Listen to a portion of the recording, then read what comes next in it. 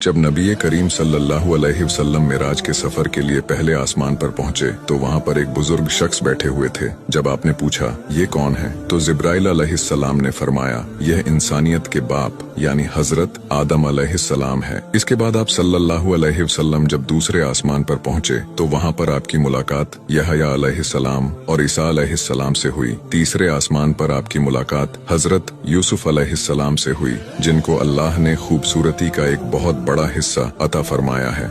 इसके बाद आप सल्लल्लाहु अलैहि वसल्लम चौथे आसमान पर पहुंचे जहां पर आपकी मुलाकात इद्रीस अलैहिस्सलाम से हुई, और फिर जब आप पांचवें आसमान पर पहुंचे तो आपकी मुलाकात हारून अलैहिस्सलाम से हुई। इसके बाद छठे आसमान पर आपकी मुलाकात हजरत मूसा अलैहिस्सलाम से हुई, और सातवें आसमान पर आपकी मुलाकात इब्राहिम अलैहिस्सलाम से हुई, और सातवें आसमान के ऊपर अर्श पर आप सल्लल्लाहु अलैहि वसल्लम ने अपने रब से मुलाकात की, लेकिन अल्लाह पाक और सल्लल्लाहु अलैहि वसल्लम के बीच नूर के पर्दे थे।